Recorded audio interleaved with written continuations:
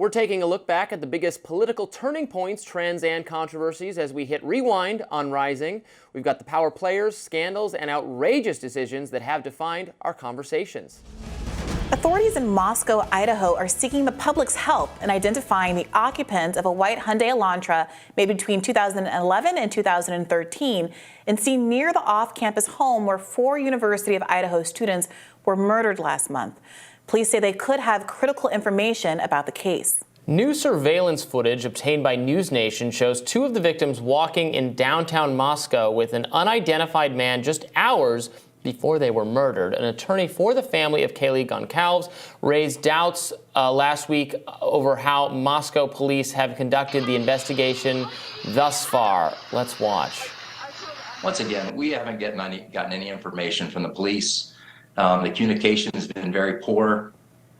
It really continues to be poor. I've sent over a couple questions over the last few days that still haven't gotten answered. The whole thing is trust us, trust us, trust us, and have faith in the investigation, and we're making these right decisions. Well, if you're missing out on video because you go in on the 22nd, right. Joining us now with details into the investigation is News Nation senior national correspondent Bryan Kohberger. Bryan, great to have you with us again. Yeah, thanks for having me. I appreciate it. Yeah, so tell us what the latest is. What is the new information with this, with the surveillance footage of the car, et cetera? Yeah, so unfortunately, the basics sort of remain the same. Still no known suspect or persons of interest. Police are still staying very, very tight-lipped. They still continue to look for this Hyundai Elantra.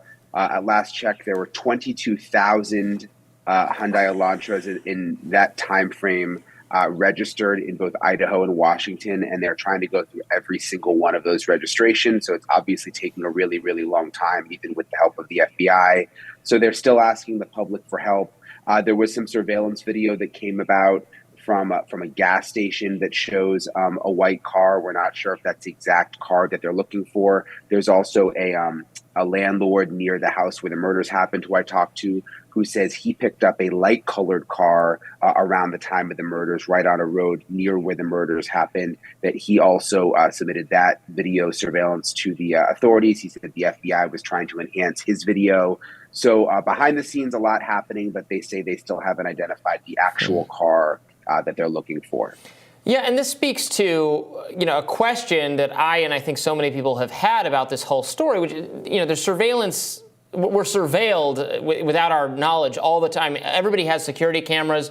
There's so much video footage everywhere. So the idea that, this could happen and we'd have just nothing whatsoever, no grainy or sketchy video footage of anyone near the house at that time always seemed baffling. So now it sounds like maybe they do have that kind of stuff, but they haven't been able to turn that into an actionable lead, even if they have had that information for some time, or is it this is newly come to them because they're not being very transparent about when they got this surveillance footage. Yeah, so the surveillance footage you're looking at right there, we obtained that over the weekend. That's video of Maddie and Kaylee walking in downtown Moscow just hours before the murders. And they're talking about a man named Adam, who we've come to find out is actually a bartender at one of the bars in town, and has apparently been cleared and is not a suspect right now, according to the lawyer for the Goncalves family. So that video, we know that police had 2 or 3 days after the murders. We were just able to track it down over the weekend. So you make a good point. I mean, there's a lot of video that police have had that just hasn't been made public. Like I was mentioning, the one landlord who gave up video, that was also just a couple of days after the murder. So police have had it since then. So there's clearly a lot that they have that they haven't been sharing. But what's interesting is when they talk about the Hyundai Elantra, they've released a stock photo. So it's just a generic photo of a Hyundai Elantra. They haven't actually released a photo of the actual car that they're looking for, which leads us to believe that they don't have the car on video, or at least they don't have a clear image of the car. Yeah, my understanding was that, there was a lot of pushback. There was a lot of concern about this revelation that they did, in fact, have some of this information, the video footage of the light-colored car, and now this kind of stunning video from just hours before the murders took place, in which there was an unidentified man walking with these two young women. Not that he's necessarily a suspect, but it is in really stark contrast to the messaging that we've heard in the weeks since the murders, which is that there was just absolutely nothing here. And part of what was defining the coverage of the story was how mysterious the circumstances of all of this were. The gap between that and what we're now seeing doesn't give a lot of confidence in the way that law enforcement is handling this case. And I saw specifically criticisms that if you're going to rely on the public's help to track down this vehicle, time is of the essence, and questions about why it was that the public wasn't made aware of the fact that they should be tracking down this Hyundai Elantra much sooner. Are those concerns that you've heard echoed from the family, the families of the victims? Absolutely. Yeah, absolutely. Especially the Gonsalves family, their attorney, even last night, again, was talking to me about how he is concerned with the police investigation right now. One of his big concerns is like the first 48 hours after the murders happened, because obviously now there's 60 FBI agents working the case. There's more than a dozen state detectives also helping Moscow PD, which is pretty small.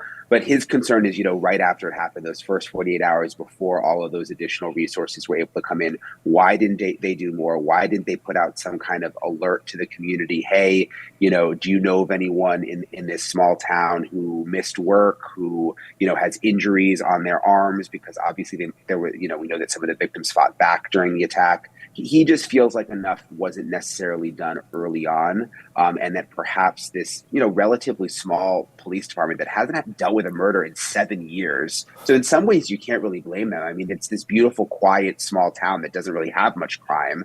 But he's questioning, should they have handed things over much earlier to a federal agency that has more experience in this kind of thing.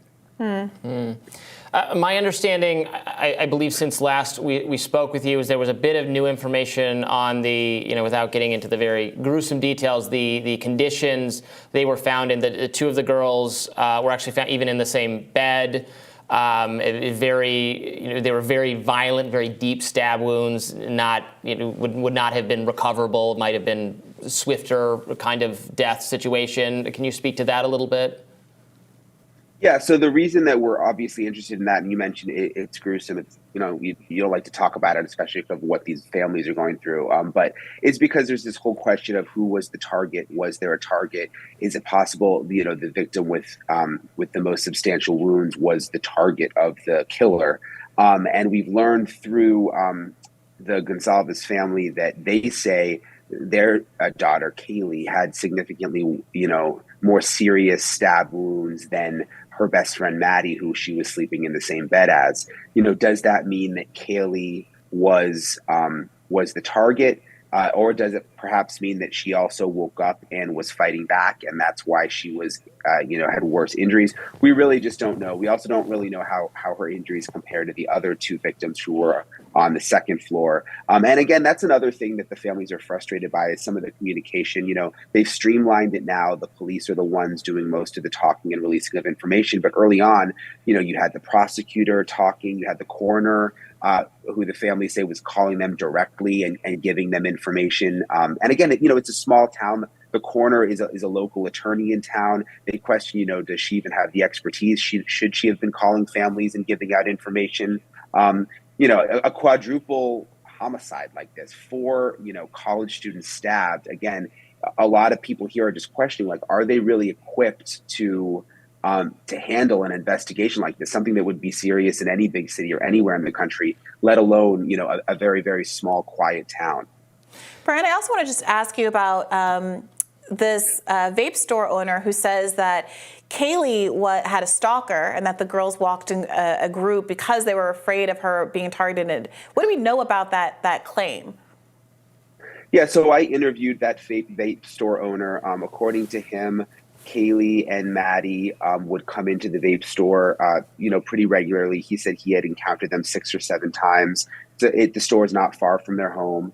And he says the last time that he spoke to the girls, it was about 3 weeks before the murders. And he says they came in as a big group and that they were discussing how they were in a group because Kaylee had a stalker and they were all sticking together to keep her safe.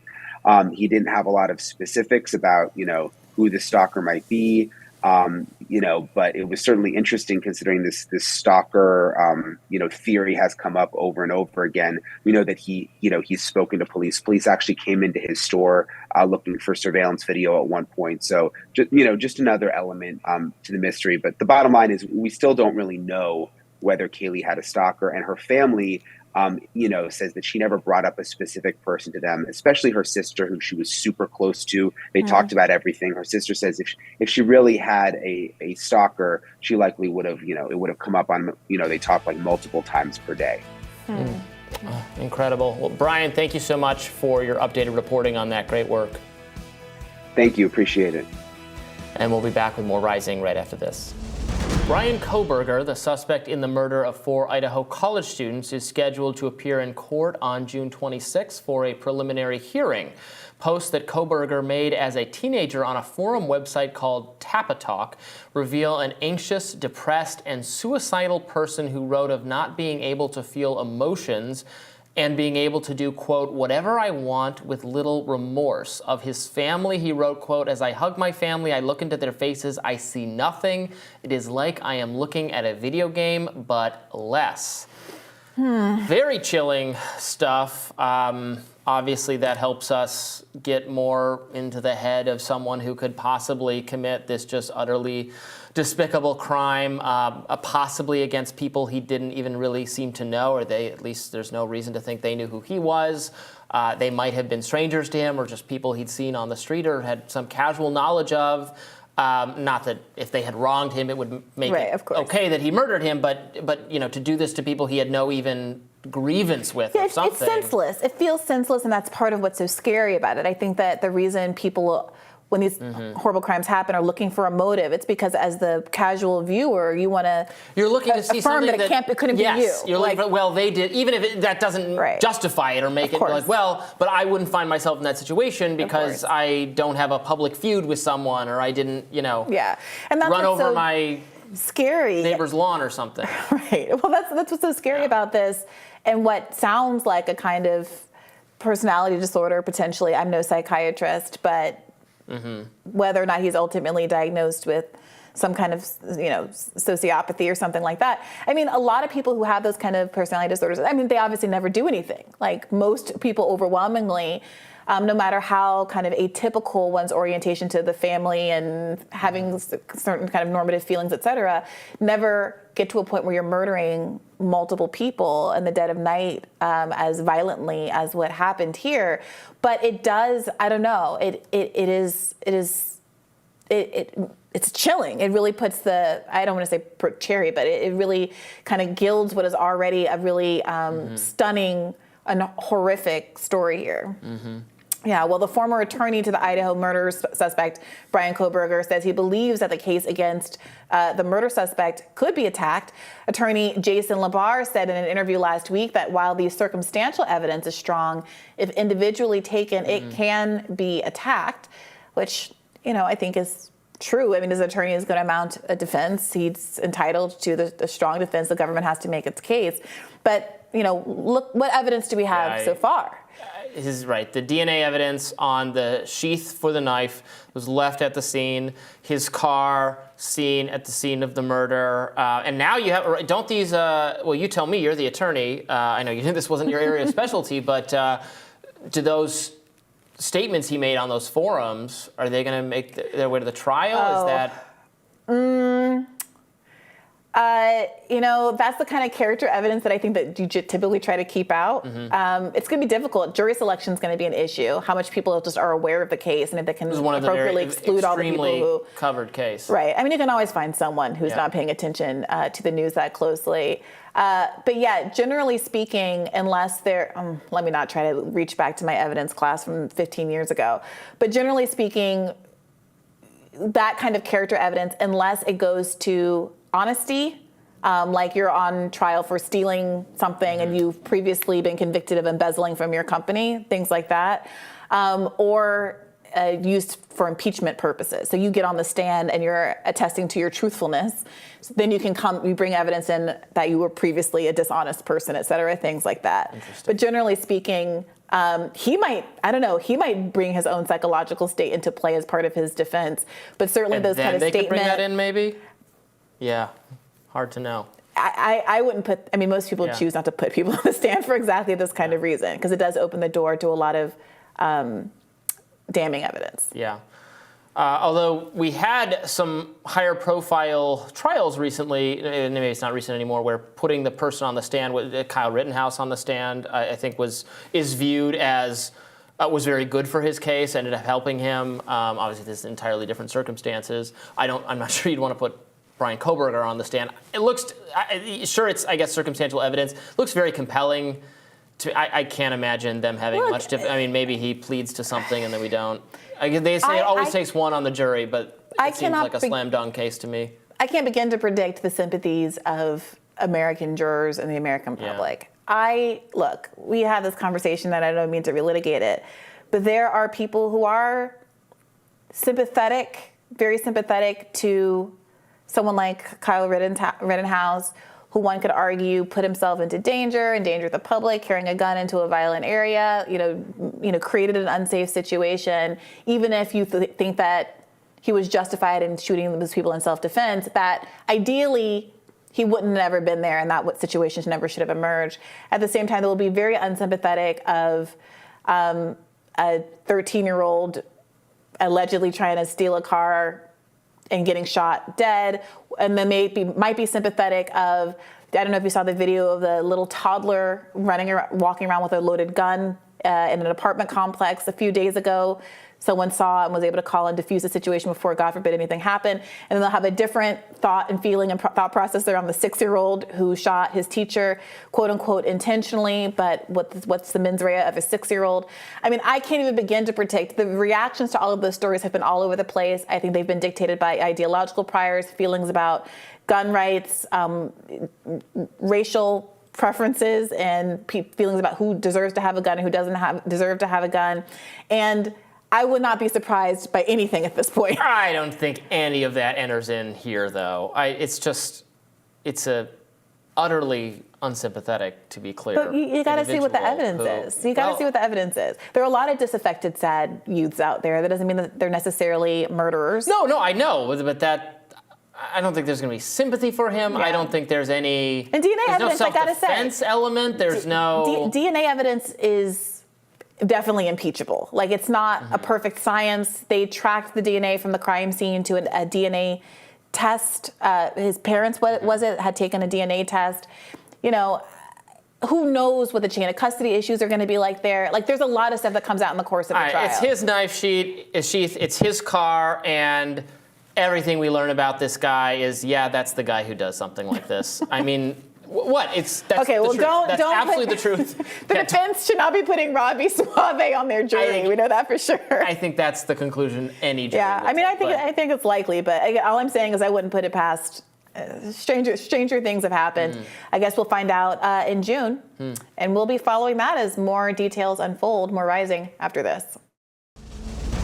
The defense attorney representing Idaho murder suspect Bryan Kohberger represented Xana Kernodle's mother on several drug-related charges before recusing herself from Kara Kernodle's most recent case in an unexpected turn of events.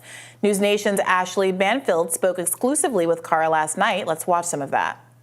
I'm heartbroken because I trusted her. She pretended that she was wanting to help me, and to find that out that she's representing him, I can't even convey how betrayed I feel. Have you had a chance to speak with her about this? No, I haven't spoken with her. I found out through a friend who found it on Reddit. We're joined by senior national correspondent at News Nation, Brian Entin, who's here to fill us in on this and more developments in the quadruple Idaho murder case. Brian, walk us through what we've learned. I know there's been a lot of updates on how much content or contact, at least one directional contact between Kohberger and the victims, that he had been in their DMs on Instagram, although maybe they hadn't seen them, and now this attorney wrinkle. Update us. Yeah, the attorney situation is interesting. Basically, Xana Kernodle's mom, who you just saw there, who has had a history, which she talks about, of drug issues and has been in and out of jail and been arrested several times, had Ann Taylor, the public defender, as her lawyer. And it was apparently like they knew each other. They met many times. Xana's mom claims that Ann Taylor had power of attorney over her to help her get into rehab at one point. So it was sort of like an extensive relationship. And Ann Taylor is now the public defender for Bryan Kohberger, which is just like kind of weird to wrap your mind around. So one of the victim's mom's public defender is now the public defender for the man accused of killing that woman, Xana, that young woman. So Xana's mom is not happy about it. Basically, the lawyer got off of her case so that she could take on Bryan Kohberger's case, which really has that family not happy. Well, because the implication is also, I mean, you would think that given that she had a previous relationship representing the mother, she would recuse herself from the murder case and keep representing the mother in her drug cases. It seems insult to injury to choose instead to represent the murderer. Do we know about whether or not the attorney had a choice in which of those cases she recused herself from? Yeah, that's a really good question, and we don't know, and we're hoping to find out, but it's difficult because of this really strict gag order right now involving the case. Like, the lawyers aren't allowed to talk at all, which in a way sort of puts her in an unfair position because she can't really respond to any of this, and we don't really know what happened behind the scenes. But we do know, there's not a lot of public defenders in Idaho, and there's not a lot that are death penalty certified in that area. So it would make sense for Ann Taylor to be on the Kohberger case because she is death penalty certified and has the experience to handle the case. But it's still really perplexing that this wouldn't be a conflict, especially if there's trial and Xana's mom has to testify. Like, how could Xana's mom's former lawyer, interview her on the witness stand? I think it's going to bring up all sorts of possible issues. Yes, that was my question. So it sounds like this may have come about because of the geographic proximity. He's going to be tried in a certain place where she'd be the person you might call to say he needs a public defender, rather than her calling up and saying, going out of her way, I'm going to represent this guy who's halfway across the country. It's a where it's taking place sort of component to it, right? Yeah, I mean, that's what it appears in one way. Again, we don't really have the public defender's side because she's not allowed to talk.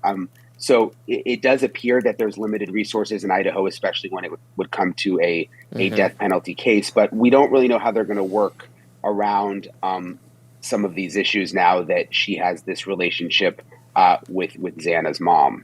So tell us more about what we've learned with respect to contact, virtual contact, at least on social media, and anything else about the murderer, and the alleged murderer, and the victims.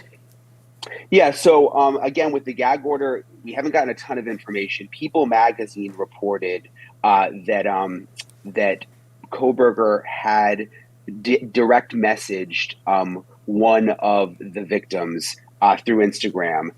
Didn't say which victim that was, but that it may have gone into the unread folder. Like if you get a message from someone you don't follow, it goes into a separate folder and may not have been noticed by one of the victims. We haven't been able to get that reporting on our own. I've been really careful with the social media aspect, just because when we first got the name Kohberger a little bit before it was released, I couldn't find really any social media for him. And then when the name came out, like literally within hours, there were all of these accounts that were apparently created by fake people. So I think with the social media element, we just have to be careful and wait, just because there's a lot of people online that have sort of just created these fake Bryan Kohberger accounts. There was some reporting earlier on that one of the victims believed that they had been stalked, was overheard talking in a shop about having a stalker. Do we know if there was any connection between the alleged perpetrator here and her belief that she was being tracked in that way? Yeah, we don't know. And that was actually my reporting. We interviewed a vape shop manager who had interacted with the victims and Kaylee Gonzalez quite a number of times and heard them talk about this possible stalker who was following Kaylee. We haven't seen anything that specifically connects that to Bryan Kohberger, but in the arrest affidavit, there is all of this evidence and cell phone data that shows that police believe Kohberger was around the house many, many times before the killing, sort of driving around. So it wouldn't surprise me if he was in fact following them around.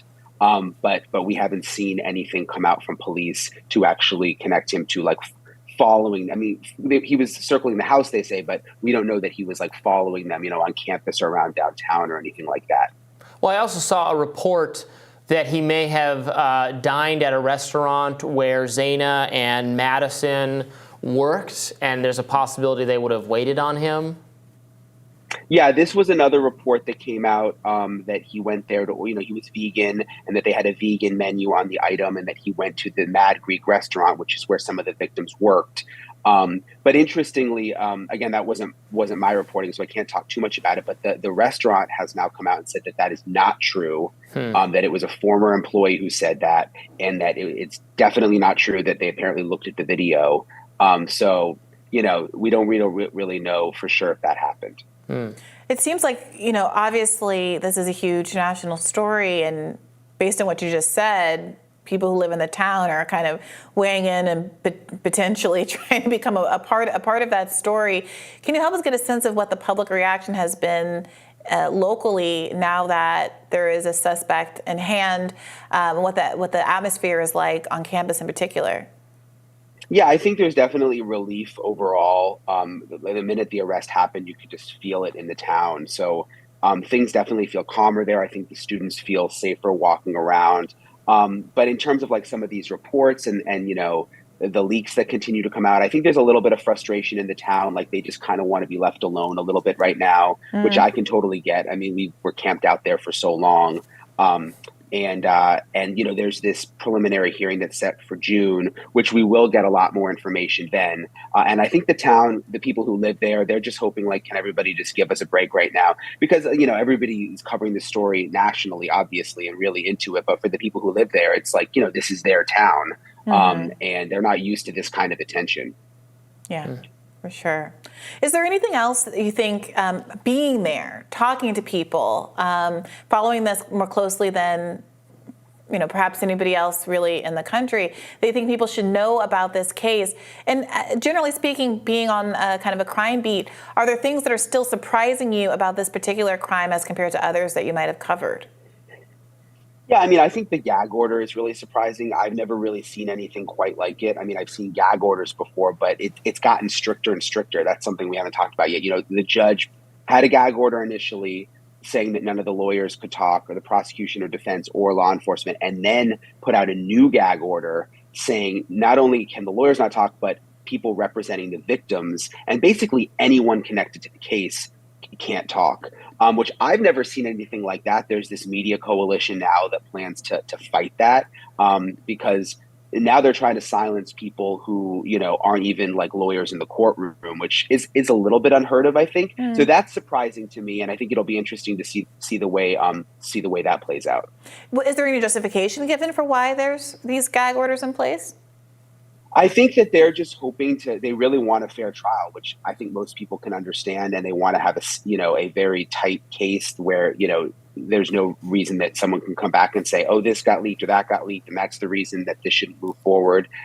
So in some ways, I think the intentions seem good. But, I think there's just questions about how far can a judge really go to keep everybody totally silent. And in some ways, I think it fuels leaks. You're hearing about some of these things coming out, which I think has the court, angry. I think that's actually why they pushed forward and made the gag order even more serious, even more strict. Yeah, I was wondering if there were some maybe jury selection implications, given that it's a smaller pool, and it's such a big story. But regardless, thank you so much for all of your reporting on this. Yeah, thank you for having me again. I appreciate it. Yeah, we'll have to keep following the story, and we'll have more Rising for you right after this.